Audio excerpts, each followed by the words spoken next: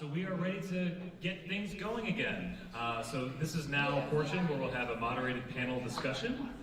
So I'm Harrell, chair of NAACP Arlington Branch's Housing Committee, so I'll be moderating the panel. So after the panel ends, and before we close out, we would love to hear a bit more from you all about the things that you talked about at your table. So if you happen to consider the two questions that we presented about fair housing, we'd love to get your perspectives on those. But for now, we will turn to our panel discussion. So I'm delighted to be joined today by two experts in the field, Laura Dobbs and Susie McClannahan. So Laura is the Director of Policy at Housing Opportunities Made Equal of Virginia, or HOME for short.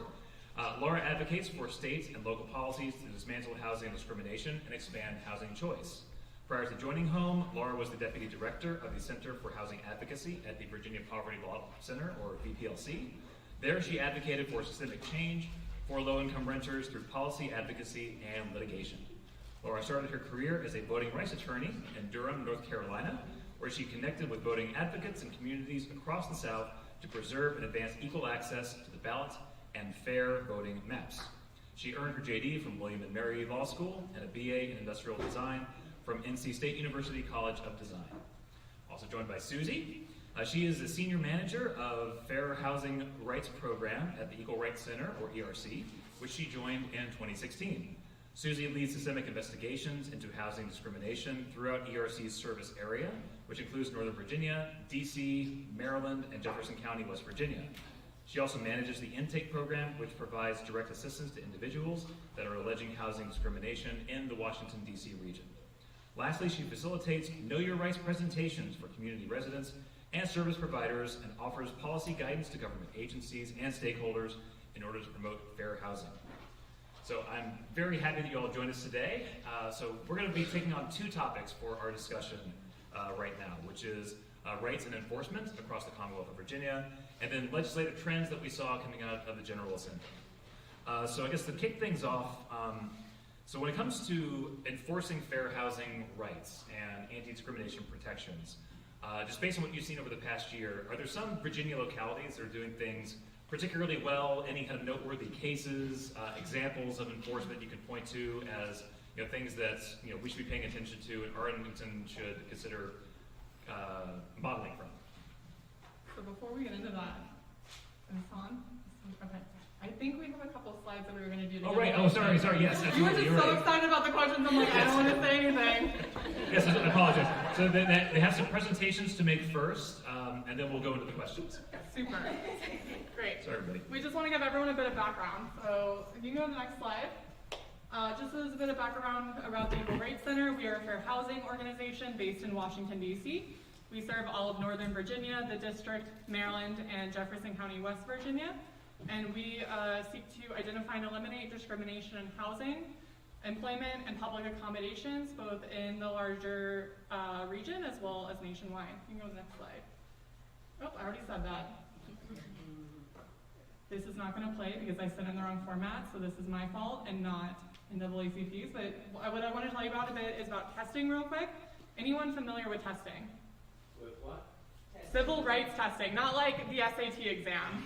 not what we're here for. Okay, someone who raised their hand, can you give me a one sentence explanation of what testing is? A bunch of you raised your hands. I know you can do it. Back there. You send some people into a situation and find out whether they are, one of them is being discriminated against. So you test a lender, a realtor, all those things by measuring the experience that somebody has when they go in to get served. Yeah, someone shared an example earlier of a personal experience where they thought a homeowner was discriminating against them in the home when they were trying to buy a home, right? Testing would have been really helpful here because we would send in people, usually for instance in a match pair test, 2 folks. In that case it would have been a white tester and a black tester. And we see what information they're given and how they're treated. And this then provides objective evidence of if and how discrimination may be occurring. Next slide. So the Fair Housing Act, I think we've talked about this quite a bit. That's why we're all here. I hope everyone's excited about it. We can go to the next slide. If you didn't already know, it does prevent housing discrimination, but it's 3 parts. There's protected classes, which are the identities upon which it's illegal to discriminate. The prohibited activities, which are specifically what you cannot do and would be considered housing discrimination. And we talked this morning a lot about AFFH. So next slide. What is really important is that this applies to all housing transactions. We usually think of this as being in the rental market, that landlords cannot discriminate against tenants, but it also applies in the home sales market, so real estate agents, home sellers.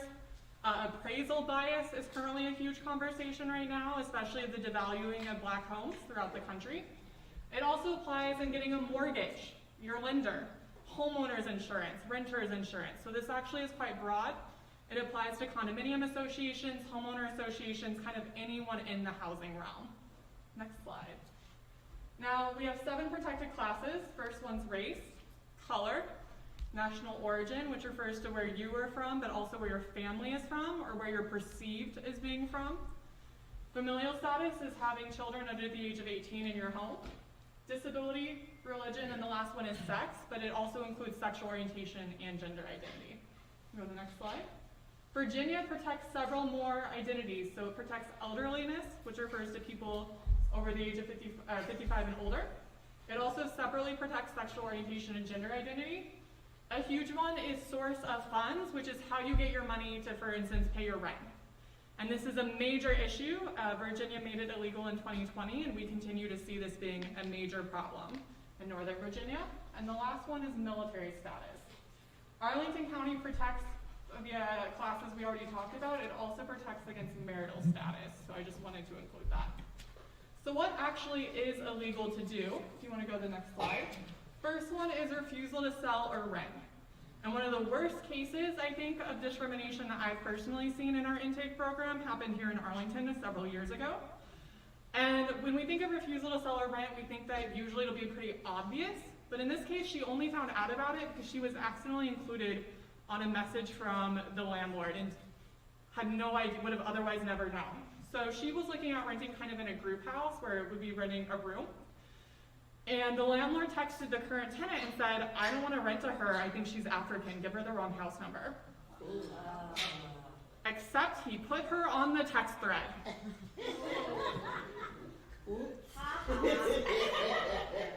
So he was planning to ghost her, right? He had made assumptions, simply based on text message conversations she had with him. She has no idea how he assumed her race. She is a Black woman. And he decided, simply based on those interactions, he didn't want to rent to her. And so he was just going to lie about it and essentially kind of get her pushed away. She told me after that happened that actually this was so common of an experience for her, that just being treated differently as a Black woman, that she planned not to report it. And it was only someone else that told her that this was really bad and that something could also be done about it, that she ended up calling our office. Ultimately, this went to the Virginia Fair Housing Office. This landlord said absolutely wild things while under investigation for race and national origin discrimination. He literally told the investigator that he didn't mean African, he meant Nigerians, and everyone knows Nigerians are scammers. He is under investigation for race and national origin making these comments. Wow.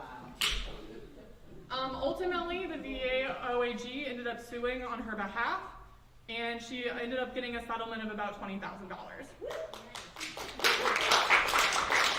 I'm going to take questions later because I want to make sure everyone gets to present. Is that okay? Great. So this, I just want to be clear, we think refusal to rent or sell super obvious, but that's not really always the case. We also have discriminatory terms and conditions. So for instance, say families with children are having rules enforced against them, like noise policies, but they aren't being enforced against anyone else.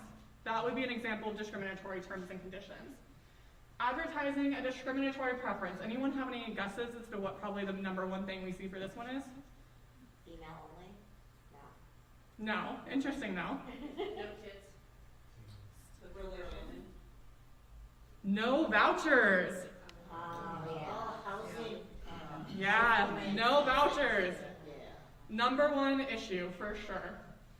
Misrepresenting availability is about essentially misrepresenting that a unit is not available in order to avoid renting. So for instance, we had a voucher holder in DC tell us, hey, I did a unit tour on 8th Street. You know, the unit was really nice. The moment I disclosed I had a voucher, the agent made a nasty facial expression but said vouchers were accepted, but it got really weird. The vibe was off. And after I went through, you know, the search, they ended up saying like, that there was a really strong application in, and I don't know if that's true or not. Like, I don't want to waste my money, but if it's not true, like, I think he's lying. I think he doesn't want to rent. So we did testing. We had somebody contact them with a voucher and was told the unit was off the market. Next tester contacts them without a voucher, and not only is that unit available, but there's other available in the building. Wow. So that's misrepresenting availability, and why testing can be a very powerful tool. Blockbusting is a historical form of discrimination that we don't see much anymore, so I'm not going to cover it. But steering is where we push people towards certain neighborhoods, right? If you make assumptions as a real estate agent about where someone wants to live based on their race, sending them only to neighborhoods where they, you know, are in the racial majority, things like that, that's steering. Next slide. Harassment, threats, intimidation, and coercion are also illegal. Inaccessible design in multifamily housing built after March 1991 is illegal. For context, this essentially is like somebody who uses a manual wheelchair should be able to navigate, not necessarily even super well, but should be able to navigate a property built after 1991 so that they have access to those units. Retaliation and any other conduct which makes discrimination unavailable is also illegal. Next slide. So just to quickly wrap up, just so that you all know services that the ERC provides, we do advocacy with individuals to address housing discrimination. For instance, we talk to a lot of voucher holders that encounter barriers in the process and simply just want to be able to fairly apply to that unit. So we'll send letters to landlords explaining source of income protections, or in Virginia, source of funds protections, because they just had to use different language. Notifying them about source of funds protections and asking they be able to apply, things like that. So just trying to address the issue directly with the housing provider. We also assist people with disabilities with making reasonable accommodation requests in housing or modification requests, things like an accessible parking space, support assistance animal, things like that. Next slide. And then finally, we assist people with filing housing discrimination complaints at the Virginia Fair Housing Office, HUD, or similar situated offices. We do civil rights testing, as I talked about, and we also do surveys of multifamily housing to make sure that they follow the accessible design and construction requirements. I think that's me. Is that the last slide? Let's find out. I made these this week and I cannot remember. Amazing. Okay, great. We're moving on to Laura. Passing the mic. Great, thank you so much. As you mentioned, I'm Laura Dobbs. I'm the Director of Policy at Housing Opportunities Made Equal. We're a statewide fair housing organization, similar to ERC. We do fair housing testing and trainings. We go to the next slide. But in addition, we also do housing counseling and education. We run some homeownership programs for the Richmond region, foreclosure prevention. It's something that Helen mentioned earlier this morning. We have what's called a Move to Opportunity program. We work with voucher holders in the city of Richmond to help them with that housing search and navigate that process. And they stick with that family for do that first year with their voucher to make sure that they're successful. And we also have various financial literacy courses and courses for people who are interested in home ownership but aren't sure the steps to build credit and how to get to that point. And then for my role, we also do policy, advocacy, and research. So I'm at the Virginia legislature advocating for better housing policies to protect tenants and improve fair housing, but also defending our existing fair housing protections. Next slide, please. So the top 3 complaints that we see at home in Virginia, just in the past 4 years, the number one is always disability. That's about 37% of the complaints that we've received, followed by source of funds protections, around 23% of the complaints, and the third is race-based discrimination. And I want to spend a little time talking about source of funds because even though it was passed in 2020, 4 years ago now, it's still relatively little known and people get it wrong a lot. So if you go to the next slide. And I think a lot of people have a perception like, oh, this is just about making sure that people accept Section 8 vouchers. While that was certainly top of mind when the General Assembly added this protection, it is much more expansive than that. It applies to any source that lawfully provides funds to or on behalf of renter or buyer housing. Any of that assistance includes any assistance, benefits, subsidy program, whether it is provided by a government entity or a non-government entity. So what does this look like? It's everything from housing choice voucher, but also disability benefits, Social Security income, veteran benefits, temporary emergency housing assistance. All of those types of things are covered under the source of funds protections. We can go to the next slide. And it shows up in a lot of different interesting, terrible ways. Obviously, the most glaring example is refusing to rent or sell to someone based on their source of funds. But we also see it in, how they're imposing different terms in the advertising and misrepresentation of availability, all which are prohibited conduct under the Fair Housing Act. Go to the next slide. But there are some caveats to the source of funds protections. It is unique compared to all the other fair housing protections in Virginia. You can still consider financing during a housing transaction. You just can't do it in a discriminatory way. For example, if you're selling your house, you're allowed to consider different offers based on those terms and what the financing terms are for the person who's making a bid on your house. But you have to do it in a way that doesn't violate the Fair Housing Act. Similarly, if you are applying for housing for rental, the housing provider can still ask about your income on the application and verify that. But this is where landlords get around a lot. You cannot refuse based on the duration of those funds. So let's say you have a family that is trying to get out of homelessness. They have an emergency voucher that may only cover 3 months. The landlord can't discriminate just because, well, that's only for 3 months, I'm not gonna accept it. You cannot predict what the future is gonna hold.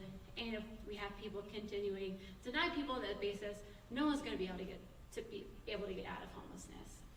And you have to apply the screening policies fairly across the board.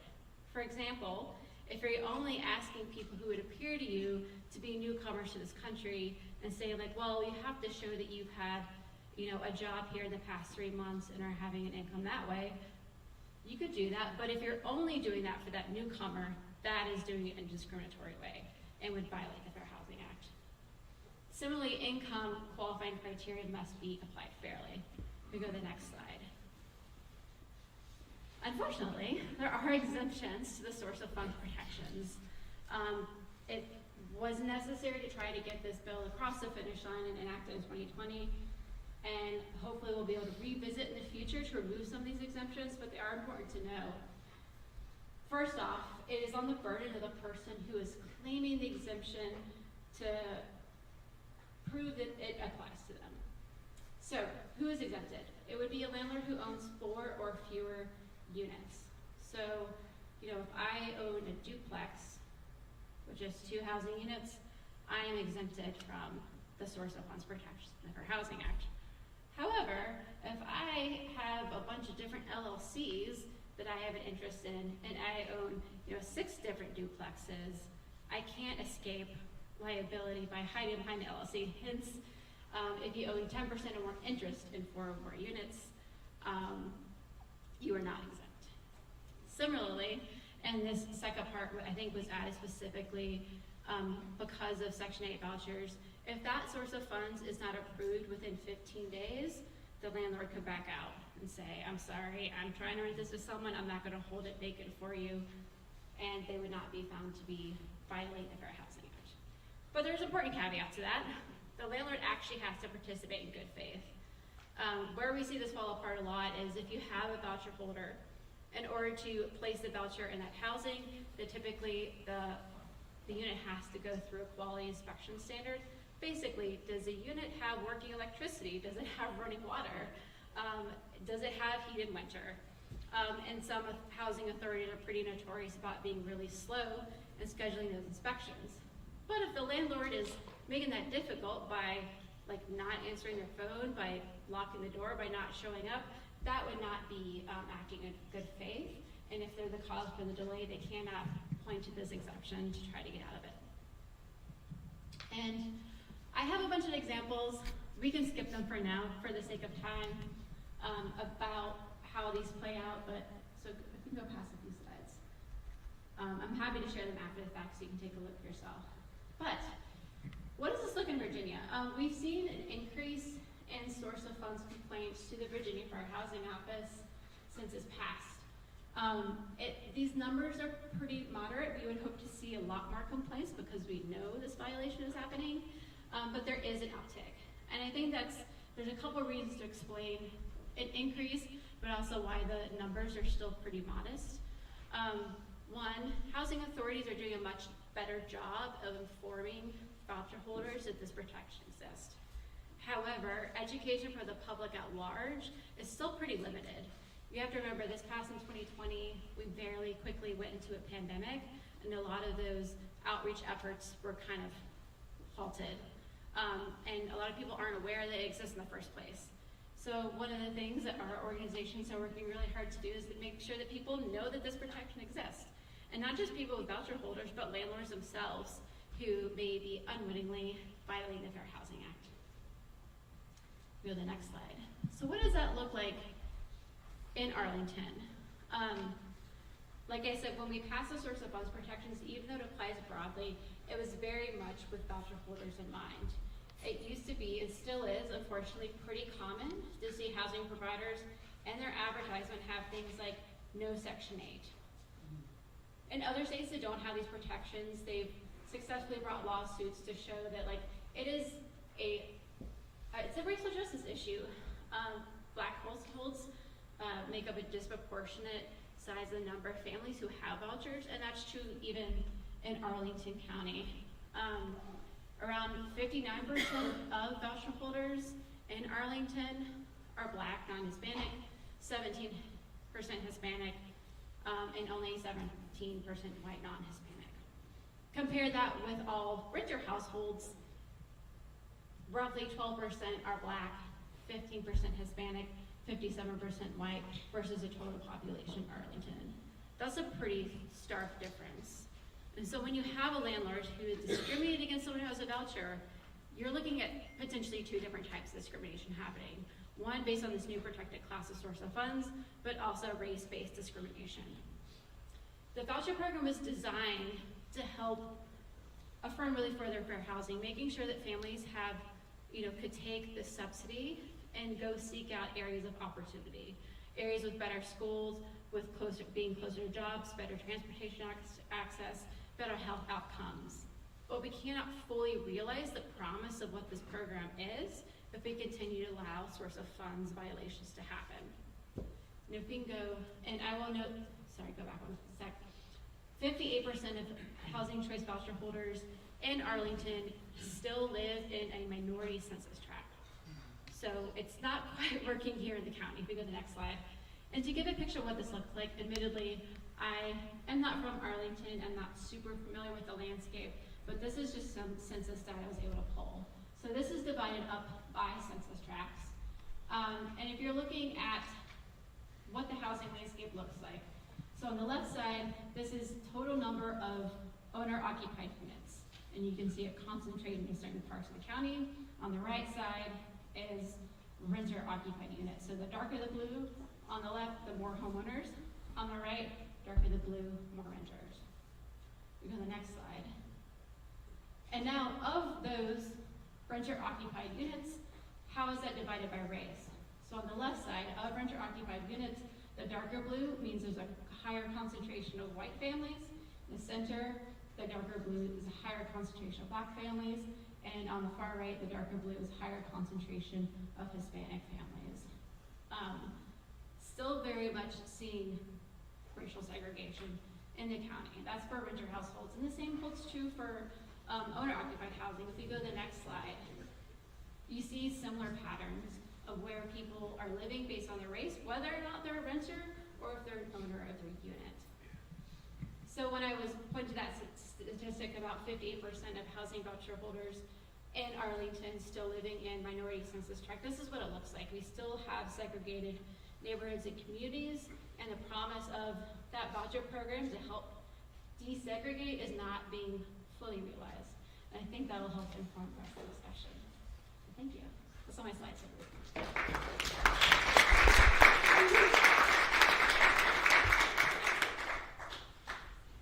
So thank you both for those great presentations. I'm glad that you reminded me so we didn't skip over them. So the way that I would like to do things, just mindful of time, is that, how about this? I'm sure that you all have a lot of questions. I certainly do. So what if we take turns? So maybe I'll start with a question, and then I'll open it to the audience, see if you all have a question, go back to me, and so on and so forth. Does that work? It works. All right, sounds good. So both of you talked about source of funds discrimination, and it sounds like it's still a fairly pervasive issue in Virginia, and then maybe even in Arlington too. So my first question would be, what advice would you have for localities who are trying to get more serious and stamp out source of funds discrimination? Public education might be part of that, but also maybe just successful enforcement efforts might get the word out among landlords and achieve better deterrence. So do you have any advice for Arlington trying to tackle this issue? So I would say first and foremost, enforcement is very effective. So even before Virginia added source of funds as a protected class, it was protected in DC. No one followed it for more than a decade. And the ERC started tracking discriminatory ads and ultimately turned over hundreds of ad data to the OAG. And the OAG around 2017, 2018 started suing. And what do you know, landlords overnight stopped posting in ads that they would not accept vouchers. Who'd have thought? Yeah, amazing what that looks like. And actually part of that settlement, or not the settlement specifically, but part of that efforts actually helped Arlington specifically as well. Because by the time kind of all this played out, it was past 2020, Virginia had implemented source of funds protections, and the DC OAG reached out to Zillow and said, hey, there's a problem on your platform, landlords are saying no vouchers. And Zillow took the proactive step of banning, based off of the language we turned over to the OAG, the hundreds of ads, they took all that language and banned it. So if a landlord in Virginia or DC tries to post an ad with that language, it simply won't go through. And that's a way, for instance, that enforcement action against landlords ultimately then led to this giant rental platform taking its own steps to address this on its platform. In addition to enforcement, by the county, by private fair housing centers like Home and ERC, it's also really important to educate voucher holders. When we talk to people with vouchers, once they're aware of their rights, they'll say, well, I've already talked to 4 landlords that told me they didn't take vouchers. Are you telling me that's illegal? How's that possible? Everyone is saying it, right? And so also making sure that voucher holders, Arlington County has a housing choice voucher program, making sure they all are aware of their rights, because who's gonna find out where the discrimination's happening? Voucher holders, while they're looking for housing, right? So making sure that we're doing education with the right people so that they're aware of their rights. Yeah, I think that's right. And to add to that, I believe on Arlington's page when it talks about the Housing Choice Voucher Program, they do have a letter on there that a voucher holder could give to a prospective landlord to say, hey, this is a protected class. But there's hardly much information in there, and it doesn't cover the common ways that we see this discrimination come up. One of the most common has to do with how they're calculating someone's income. A lot of landlords require that your monthly income, that you make at least 3 times the amount of rent in order for it to be affordable. But a lot of them are calculating this incorrectly. They're adding the voucher amount, counting that as someone's income, and assessing it against the total amount of the unit rather than how much the tenant would be responsible to pay for. That's what they should be doing the income criteria on. Thankfully, we have really great guidance from the Virginia Fair Housing Office about how this applies. And if Arlington wants to have better education for voucher holders and for landlords alike, I think it would be to beef up that letter to really point to our existing guidance in Virginia about how they calculate income and other ways in which common practices lead to ongoing discrimination for source of funds. And similarly is that your Human Rights Commission should really take these claims seriously. It's not a perfunctory law. If you want to further fair housing, you need to start taking source of funds complaints seriously, and you're not going to get the complaints in the first place if people don't see you as a helpful resource that's going to help them actually get access to housing. Fantastic. So now it is the audience's turn. So yes, there in the back.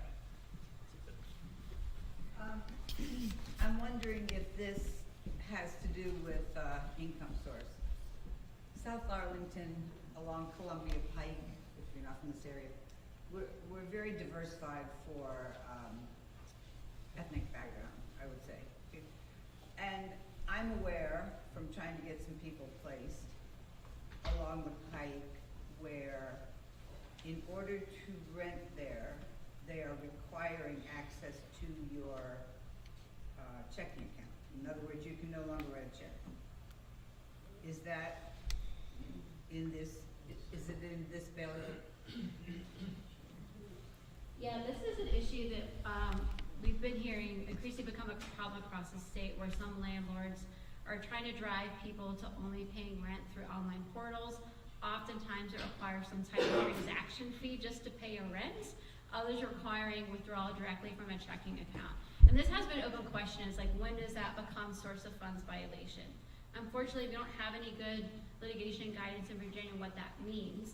But the General Assembly has tried to address this through legislation. One of the efforts this year was to pass something that if a landlord can charge a transaction fee, but they have to leave open some way that a person could pay their rent that doesn't require some type of transaction fee. Similarly, you know, if someone, not everyone has a checking account, there is income disparities on who has access to a traditional bank, and so discrimination shows up in that way as well. Unfortunately, this is one of those bills, despite bipartisan effort to get that bill across the threshold. The governor vetoed the legislation, but I know there's a commitment from legislators to tackle this issue again next year. But as far as source of funds, I don't know if in DC you had good progress. I will just say the DC law is extremely different than the Virginia law and is much more progressive, so it doesn't even feel fair to compare it in this case.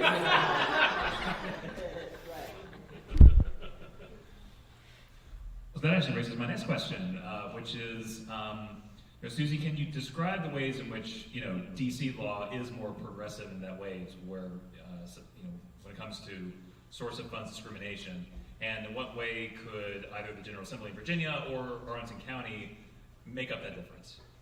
Sure, so a lot of what we see, even once a jurisdiction has source of funds or source of income protections, is credit is a huge issue. So voucher holders may essentially be able to apply, but if there's a 750 minimum credit score, who's actually going to meet that?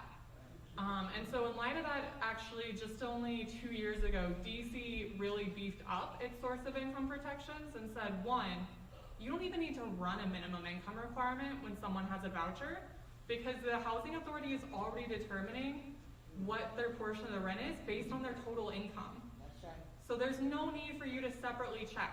So you cannot deny a voucher holder based on their income level categorically. Second, they said you can't deny a voucher holder based on their credit score or lack of a credit score.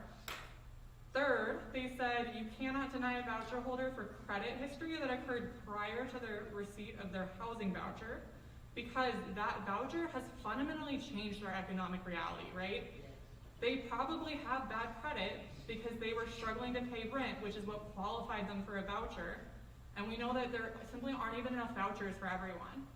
So you can't review negative credit history that occurred prior to when someone got a voucher. And lastly, you cannot consider negative or non-payment or late payment of rent that occurred prior to one's voucher, because the reasons that may have been occurring have probably changed since they got a housing voucher.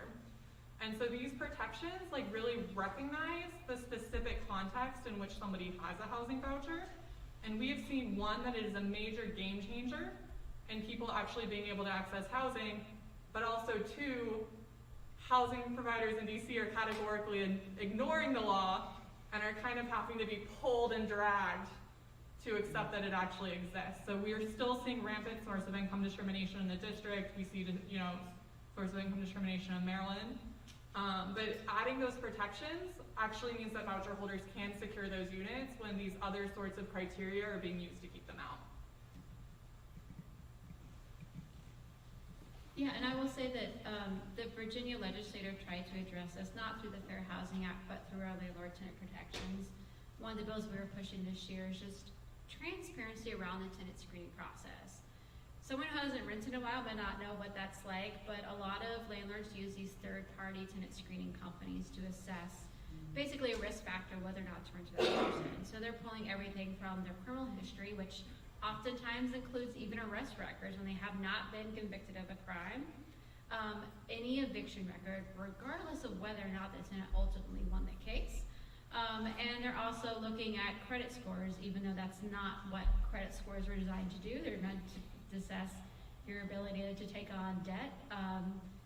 I always like to say the rent eats first, and so you cannot base someone's ability to pay the rent based on a bad credit score, because that's just a different calculations in how someone is spending their money. Anyways, so the protections that we're trying to get in place is like, one, having a landlord disclose what are those basic screening criteria that they're using when looking at someone's application. That way someone can make better informed decisions about where they're going to apply for housing. And two, if you deny someone, tell them why you denied them in a written notice. Surprisingly, that is not covered under the law.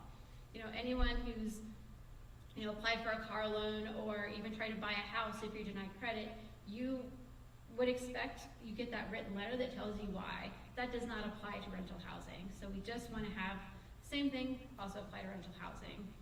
And similarly, to make sure that as you're assessing someone's application, you do it in a fair way by reviewing applications in the order received. Pretty simple way to avoid discrimination. That passed both the House and the Senate, but the governor vetoed the bill. It's kind of the theme of this session. That basic transparency element, we're going to keep fighting for it until we get it, so that people can't hide behind these third-party tenant screening companies when they're discriminating against people.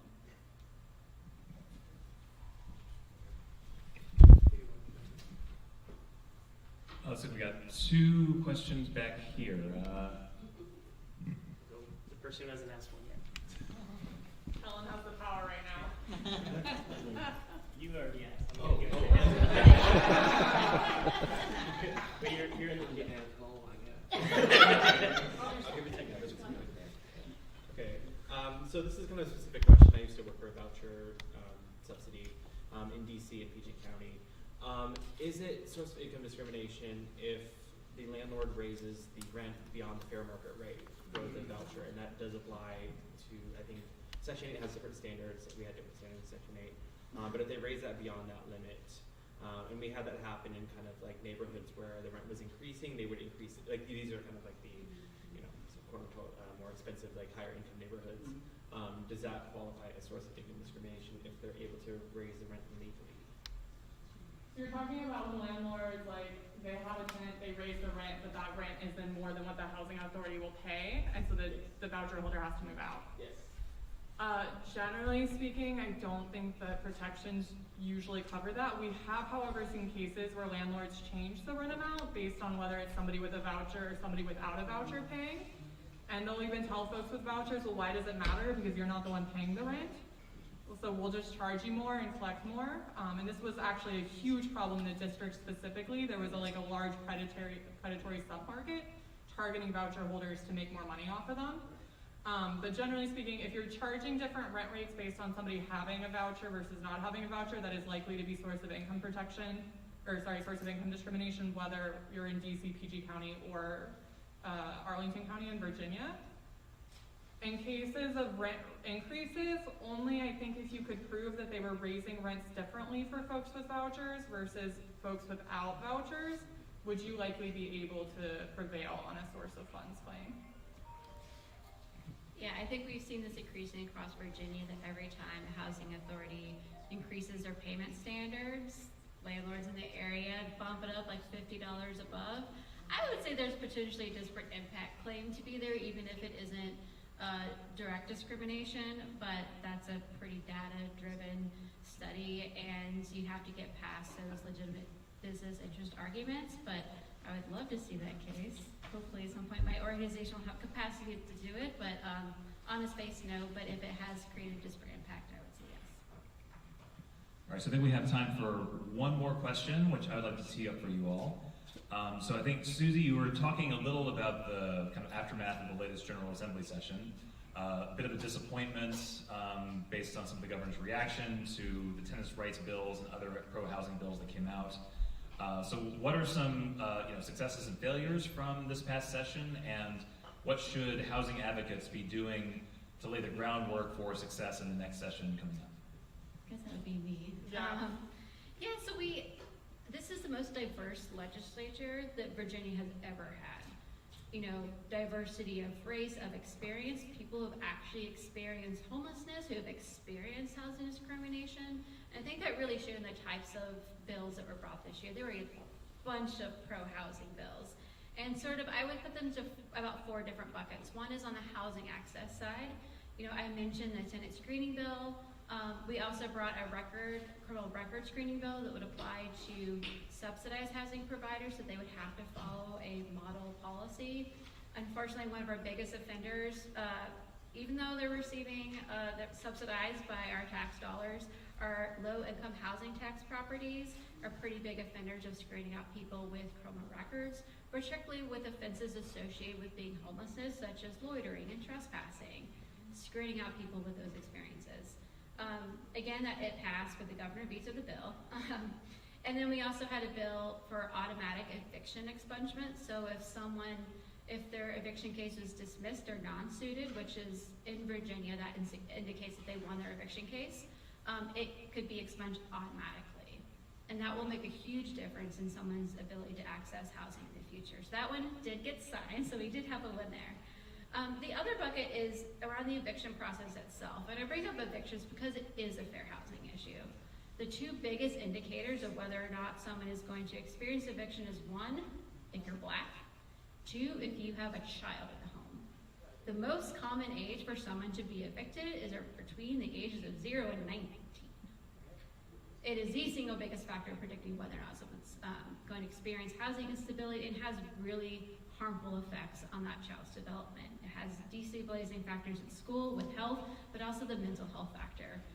So it is a fair housing issue, so I want to keep talking about evictions. So in the realm of evictions, there was a few different bills to try to protect the due process rights of tenants in eviction court.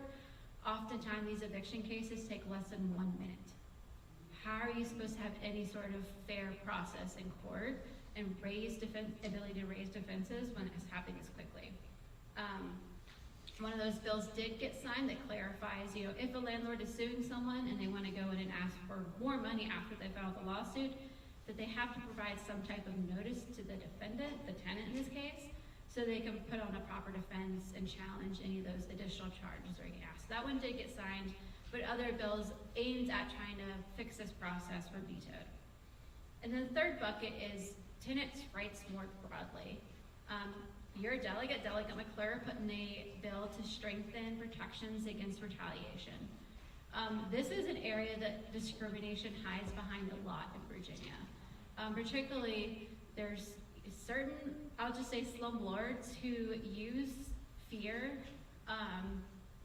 to prohibit tenants from trying to exercise their rights. Everything from, if they have a tenant who's complaining about the conditions in the home, they'll say, well, if you don't like it here, you can go live somewhere else. And they're either threaten to evict them or actually evict them, non-renew their lease, increase their rent, all sorts of other things to try to intimidate that tenant. Similarly, if someone's complaining about a property manager harassing them, that's not currently covered under Virginia's retaliation statute for some reason. So it's adding those types of protections while also having those reasonable safeguards for your landlords who are doing the right thing. It got really great bipartisan support, but again, the governor vetoed the bill. And I know that Delegate McClure is committed to continue to work on that issue. And then the last bucket has to do with affordable housing more broadly. One, inclusionary zoning that was brought up this morning. There was a bill to apply that inclusionary zoning statute across the state. Again, it passed and the governor vetoed the bill. But I hope we'll see it again next year. And then another bill that did not completely make it out of the legislature, but the Housing Commission is taking a look, is by right development of accessory dwelling units. So this is if you own a home, but you want to build a granny flat on your property, whether to rent it out or because you want a family member to live there, that you wouldn't have to go through that whole zoning process that really increased the cost if you wanted to do that. There was a lot of pushback from local governments on this because, as was mentioned with the Dillon rule, land use is that one area where local governments actually do have a lot of control. So if you want to get engaged to have your community become one that we can have more inclusive housing, you know, denser housing, different types of housing, this is definitely an opportunity, an area for engagement. And what can we do better going into the next session? You know, talking to your elected officials, they need to hear from you about what you want. Even though you guys have great representatives in your area that are pro-housing, sending in those stories is really important because then they can share that with their colleagues. Like, this is what I'm hearing from my constituents and this is what they're asking for. And, you know, even though I'm sure sometimes they get annoyed with getting those same emails over and over, those phone calls, some legislators do use that as a basis of how they're going to vote on a bill. They'll tally up, all right, I've gotten this many emails that say they're yes for this or this many emails saying no, and they'll use that to base their decision how they're going to vote on something. So they need to hear from you. You know, similarly, reach out to your friends and families in other parts of the state so that everyone hears that housing is important.